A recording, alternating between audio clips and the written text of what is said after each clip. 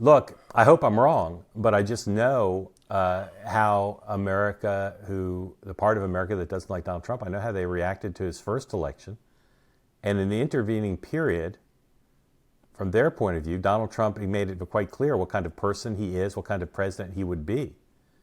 And it's very difficult for that part of America to understand how anyone, under any circumstances, could cast a vote for Donald Trump. And I believe, as I told Tucker, there's going to be a rupture for that group. It's going to be a rupture with their attitude towards the country they live in, a rupture towards the other people who live in this country who supported Trump. But because the nature of media and the kind of omnipresence of anyone who's president of the United States, they're going to be consigned to a 4-year daily reminder that they live in a country that they don't understand. And if that's not a recipe for a mass mental health crisis, I don't know what would be. Thanks for joining us today, Mark. It's a privilege, really. I consider proper old school journalists to be an endangered species, to put it mildly, at the moment, and I would definitely count you into the rank of the real journalist. I'm grateful for that. Thank you. Was there a time when most journalists were earnestly in pursuit of the truth and of holding to the fire the feet of the powerful? And if so, what on earth happened? Because it's plainly not the case anymore. Yeah, I mean, I think it's certainly more true in the olden days. 3 trends I think have hurt us. One is the advent of the internet and digital and social media have undermined the business models of these organizations, and so they simply don't have the capacity to spend what they needed to spend to attract the best people.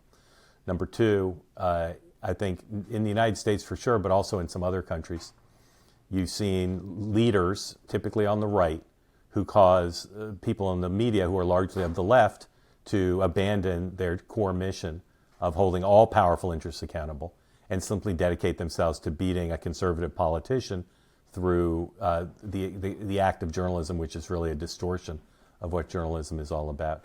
And then unfortunately, I think the polarization, which again, more pronounced in the United States perhaps than a lot of places, but existing other places, the polarization simply forces people in the media, unfortunately, to abandon what they should be doing and to just join a tribe.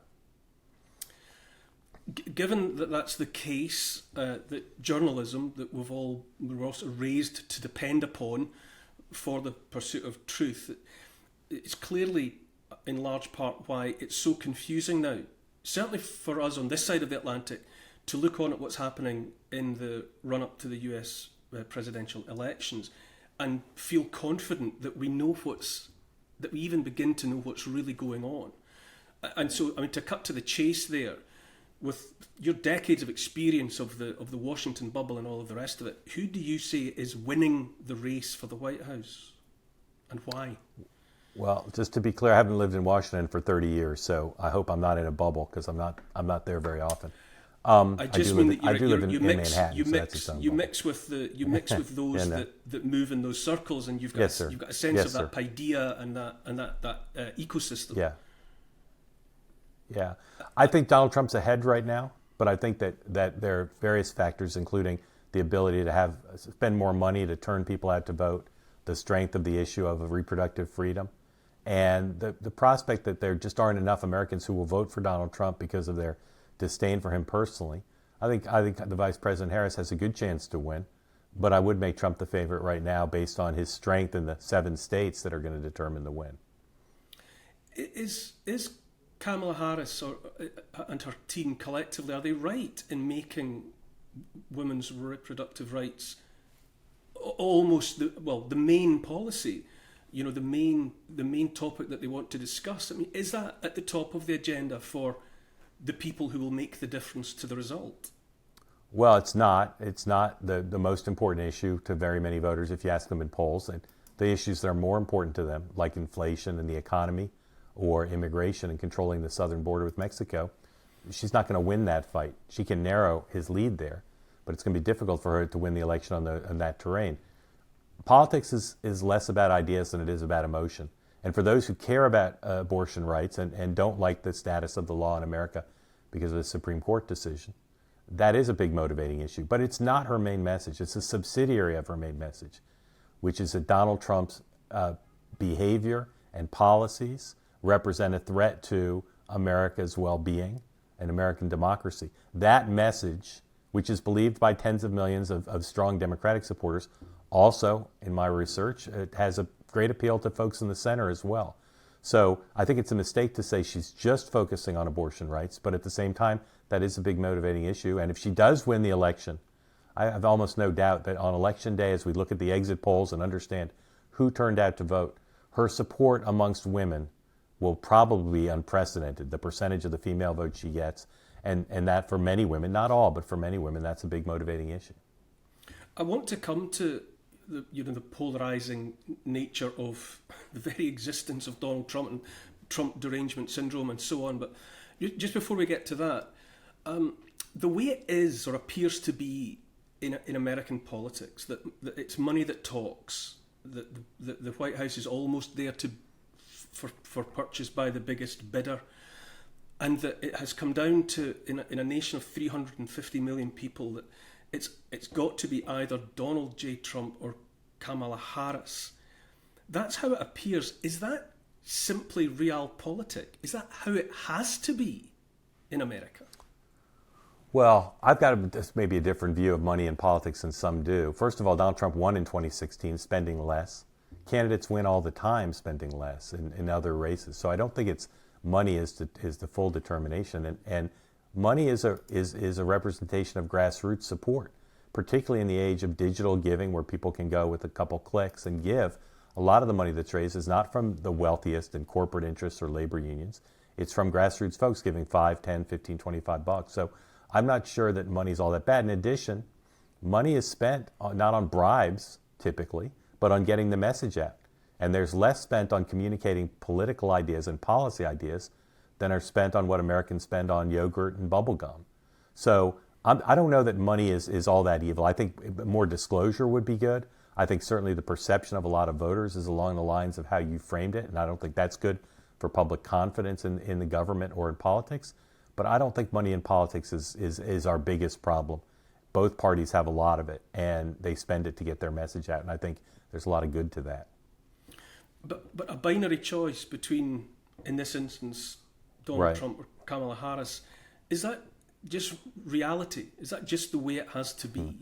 No, it's an accident of history, and we saw this even in a more pronounced way, in sharper relief, when it was Joe Biden and Donald Trump, and tens of millions of Americans did not like that choice. They did not like it. We have an odd system in America. You know, most other industrialized democracies have parliamentary systems, and there's third, fourth, fifth, sixth, seventh parties that can be part of coalition governments, that give people a choice that they can feel better about, that don't say lesser of two evils. And we've had many, even despite our strong two-party system, which has rarely been breached at any level of government, we've had plenty of elections where people were happy with one or maybe even both major party candidates. That's not the case this time, unfortunately. And like I said, I think it's less a product of money in politics or some large historical trends. It's a little bit of a fluke. And we can hope that however this election turns out, that in 2028, we got two major party candidates that people can be enthusiastic about rather than kind of dreading having to choose. Kamala Harris certainly seems to run as though she were challenging an incumbent President Trump, as though she's not in the White House at the moment. Is that her best play? Or is it simply the only play she's got? Because she certainly also seems very disinclined to be straightforward about what her policies, her closely held policies actually are. Yeah. If she loses, I said if she won, female voters would power it almost certainly. If she loses, I think the decision to not be forthcoming about what she believes, about how and why her policy positions changed in the last 5 years on so many important topics, and her failure to really make it clear how she would differ from Joe Biden in office. If she loses, I think all those things will be put in very sharp relief, and the question will be asked if she made the right call. But she made those calls for a reason. Her team thinks that's the best way forward for her to try to win, and as for making Trump the incumbent. Because the press so favors her, I think she's able to do what is tricky, which is to say, we need to turn the page, when in fact she's basically saying turn the page on my own administration, because the polls are pretty clear now. There was more satisfaction, at least retrospectively, with the Trump administration than with the Biden-Harris administration. But she's got to make the best of it. When the Democratic Party chose rather quickly and without a single shot being fired to transition from Biden to Harris, the folks who worked for Donald Trump were incredulous privately and said, how could a Democratic Party, which avoided committing suicide by having Joe Biden as their nominee at the very last minute, making an unprecedented switch, how could they basically, in their view, commit suicide again by picking the only person who the Democratic Party could pick who would also have the burden of running with an unpopular record of the Biden-Harris administration? And the way she's dealt with that is by basically acting as if she's not the incumbent and that it's time to turn the page on the guy who was in the office before but hadn't been there in almost 4 years. That didn't work very well for her, did it? On the Brett Baier Fox interview, when he held her to that statistic, that polling fact about 79% of those polled saying that the country was on the wrong track, and she tried that, and he held her feet to the fire about the turning the page, and yet again when she went for but Trump, it didn't look good in real time in that interview, did it? It didn't work there. Well, it didn't look good to your eyes and the eyes of plenty of people I know, and certainly to plenty of eyes that are owned by Trump supporters. I don't know how undecided voters and passive voters, I don't know how they would have received that. If you look at the interview, she really didn't answer cleanly or clearly almost any question he asked. But it was a tough interview, and that's what politicians do. It's easy to take her answer to that question or many of the others and say, boy, that doesn't seem smart, that seems like it doesn't come off well. But you always have to consider the alternative. And I think she's been dealt a hand that has some positives in it, but some really low cards. And she's trying to play the low cards as deftly as she can. It's not easy, and that's why, a big part of why Trump is the favorite is she's got a hand that some ways is stronger than Joe Biden's, but not in all ways. In some ways, in fact, it's weaker. Why would the Democrat Party pick someone who demonstrably isn't good at answering questions, which is almost the prerequisite for the job? Yeah.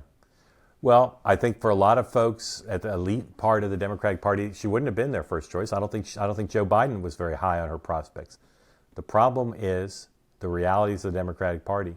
She's a black woman who was the incumbent vice president, who wanted the job, who had access to the financial backers of the Biden-Harris ticket, who had access to the delegates, the National Convention, who formally picked the nominee, who were Biden-Harris delegates. No one wanted to challenge her. And so and she was aggressive about sewing up support. So you combine the realities of the politics of the Democratic Party with her aggressiveness and the unwillingness, given those two variables, of anyone to challenge her. And it wasn't a contest. It wasn't that they settled on her after considering others. No one else was really considered. And she basically, on the day Joe Biden got out, she basically had the thing locked up. Do you think Joe Biden likes Kamala Harris? How would you rate their interpersonal relationship? I think he likes her, and I think he feels when she was vice president before the switch, I think he felt for her because he was not treated particularly well, which is the norm. The relationship between our presidents and vice presidents are usually rocky, no matter how well they try to get along or how well their personal relationship goes. Professionally, it's kind of just a fraught situation. I think in this case, he's rooting for her. There are those who say he doesn't want her to win because he wants to be the only one to have beaten Donald Trump. I don't believe that. But I do think that his reaction as her campaign starts to lose a little bit of altitude is that his doubts that he had about her, which is part of why he stayed in the race as long as he did, have turned out to be, to some extent at least, borne out in the performance she's given as a presidential candidate away from big rallies, big set pieces. Do you lend any credence to the lip reader's interpretation of the conversation involving Joe Biden and Barack Obama at Esther Kennedy's funeral, and where the translation or the interpretation of that seemed to be that Joe Biden questioning or not giving a full vote of confidence to Kamala. Do you buy any of that? Well, I'm not a great lip reader, but it certainly is consistent with what I think he's currently feeling. So it could be true for sure. I watched with great interest the full length interview conversation that you had with Tucker Carlson, and there were definitely a couple of things that I really wanted to have you expand upon here. First and foremost, towards the end, you suggested that if Trump were to win, that half of America might lose its mind, an unprecedented mental health crisis, which I watched you saying that. I listened to that part several times because it seemed absolutely, on the one hand, extraordinary, and yet it sounded eminently credible too. Those are the two things I try to be: extraordinary and eminently credible. So it worked there. Look, I hope I'm wrong, but I just know how America, the part of America that doesn't like Donald Trump, I know how they reacted to his first election. And in the intervening period, from their point of view, Donald Trump, he made it quite clear what kind of person he is, what kind of president he would be. And it's very difficult for that part of America to understand how anyone, under any circumstances, could cast a vote for Donald Trump. And I believe, as I told Tucker, there's going to be a rupture for that group. It's going to be a rupture with their attitude towards the country they live in, a rupture towards the other people who live in this country who supported Trump. But because the nature of media and the kind of omnipresence of anyone who's president of the United States, they're going to be consigned to a 4-year daily reminder that they live in a country that they don't understand. And if that's not a recipe for mass mental health crisis, I don't know what would be. But simultaneously, I think I'm right in saying that you said that the other side, in the face of a Kamala Harris win, could take it, and yet that other half is also living under the same omnipresent mainstream media, and all of the same factors are affecting their lives. They all have mortgages, they all have kids, and they share the same universe. I don't want to minimize the level of upset that people on the right who would feel if Kamala Harris wins the election. There will be a lot of very upset people, and I think there'll be some people who have mental health issues over it. I just don't believe that that's a symmetrical situation. I think they'll be upset, they'll be angry, they'll worry about what it means for their family, all those things.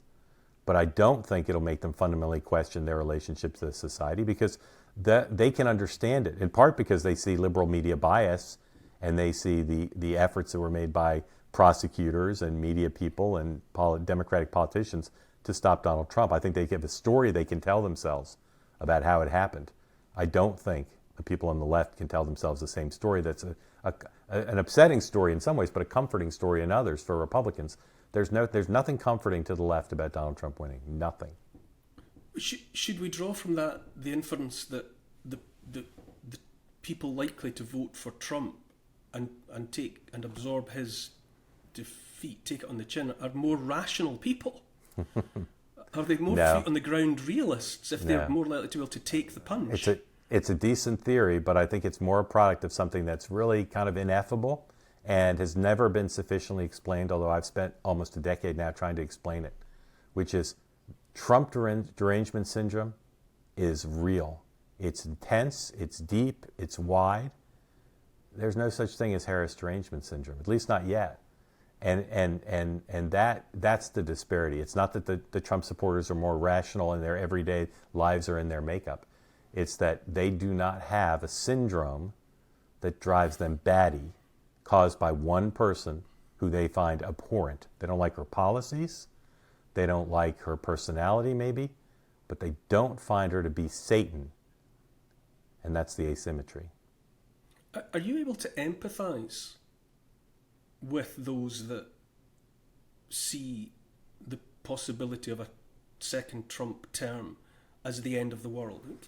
Can you if only briefly be inside there? Because I suppose ultimately the only way out of this mire in which America and possibly the West finds itself is for people to empathize with the other. Yeah, yeah. So I've spent a lot of the last 10 years trying to get people on the left to empathize with the Trump supporters, to not see them as cretins or racists, but to see them as voting for someone who they believe represents their hopes and dreams and aspirations on issues like immigration, some cultural issues, America's wars overseas.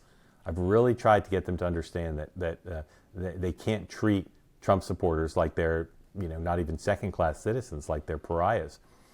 I've more recently been trying to get the people on the right to feel a level of empathy and understanding about the people on the left. I've got a platform called Two Way that brings people together, and a big part of its purpose is to try to let both sides hear each other. And I think if Trump wins, part of the obligation of anyone who cares about our society is going to be to try to get Trump supporters to not just be triumphant, which they're entitled to be if they win, but to understand how their fellow countrymen and women are going to have a very tough time grappling with that outcome, and to try to, even if they don't sacrifice anything regarding policy or their principles, just on a human level, to understand how hard this is going to be for tens of millions of people in this country. If, on the other hand, if Kamala Harris were to win, in light of your fear that so many tens of millions of people have been teetering on the edge of some sort of mental collapse just because of the threat, is there a danger that same, psychosis could manifest itself on the Democrat side with venting vengeance, taking the opportunity in victory to go after Trump and Trumpers once and for all? It's a possibility. And I think it'll be incumbent upon Kamala Harris to set the right tone, maybe pardon Donald Trump, maybe get the governors in states where he's facing prosecution or an indictment or conviction to pardon him, to really try to do what she said, which is turn the page. Because if a President Harris doesn't tend to the feelings and concerns of the people who didn't vote for her, I think we could see all manner of things that would be negative in the short and long term. And the second point that I wanted to go over again with you, you said, I heard you say that the cover-up of Joe Biden's cognitive decline was the greatest scandal, in recent history for America. That's quite a statement, especially in light of the fact that having been revealed, consequences for the guilty are there none. They just moved straight on to saying Kamala Harris can walk on water. Yeah. The guilty includes people in the press and Democrats who saw what everyone else saw and just pretended they didn't see it. And I think as troubling as the cover-up was, the issue you raised, the lack of any acknowledgement of culpability or error, you can't imagine that existing in any other profession. There'd be a reckoning, and there's been none. And I find it deeply disturbing for what it says about the capacity of our political leaders and our media leaders to represent the public interest and to be honest about the realities of what they're seeing. This was not some big secret. It was right out in open, and yet they pretended it wasn't happening. Is there a way out of that for journalism, for mainstream media, for the machinery of state that also colluded in the cover-up, or has it simply ossified, calcified into this situation forever after? It's currently the latter. I hope after the election somehow we can find ourselves towards the former, but I doubt it, because the press is so bought into protecting its imaginary place in the world and its association with the left that I'm not optimistic, but I know it's not going to happen in the next couple of weeks. What do you make of, or rather, to what extent do Americans know who Kamala Harris is? I think it's probably fair to say that people have built up a very good idea about who Donald Trump is, whether they love him or loathe him. But Kamala Harris seems to be whoever she seems appropriate to appear to be in front of a given audience on a given day. And does that not bother anyone on the left? No, it bothers a lot of undecided voters. I mean, I think, again, if she loses, I think the decision to not aggressively try to use every minute to paint a fuller picture will be one of the reasons she loses, and it will be a very heavily second-guessed decision. I've known her a long time, and I don't really fully understand her aspirations for the presidency or what her agenda would be like. So I think for ordinary, busy Americans who don't get paid to follow this stuff, I think that is a real issue. And some of it is not her fault because of the circumstances of her becoming the nominee so suddenly. But she's taken a lot of days where she's chosen not to explain herself, and that has, I think, cost her some votes, almost certainly. What then of the undeniable suspicion that is out there that people, it started with Joe Biden, I think, certainly on this side of the Atlantic, people saying, well, it doesn't matter if Joe Biden is Joe Biden and if he's in cognitive decline, because after all, it's not Joe Biden, it's really running the country, making the decisions. And that would play in, well, if Kamala Harris is this sheet upon which something might be projected, but it's not real, that would also work for those people who are the real decision makers. They just need a face for their policies to come through. I think he's the real decision maker, even his diminished state, and she would be the real decision maker. So in answer to the question, who is running the country, you would still confidently say Joe Biden? I would. He has his good days and his bad days, and there are people around him figure out how to schedule him to allow him to make the decisions the way a president does, even when he's in this diminished state. How much of the kind of things that are said about Kamala do you buy into? For example, the plagiarism allegation, which would be emblematic, I suppose, of a suggestion that there's a dishonesty there, that there's been an underhandedness about the way in which Kamala Harris has got to where she is.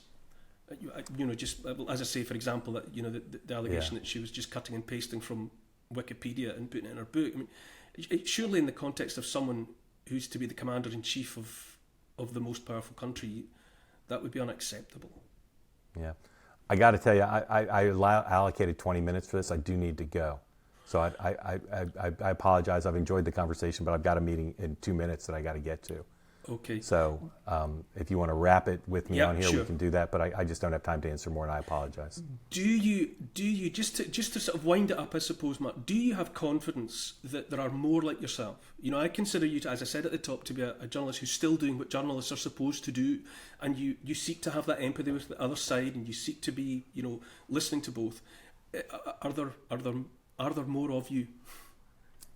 There are. I wish there were additional mores rather than the few that I see. It's a problem of individuals who, I think, if they were in organizations where they were free to be fair and traditional, I think many would prefer to do that. I know that's true, but unfortunately these large organizations where most journalists work just have a groupthink enforcement, sometimes implicitly, sometimes explicitly, that makes it difficult to do the job the way it's intended to safeguard the public interest. Mark, I've loved having the opportunity to talk to you. I would earnestly look forward to the opportunity to follow up with this conversation at another time, but for being so generous with your time already, thank you very much. Thank you. I appreciate it. Have a great day.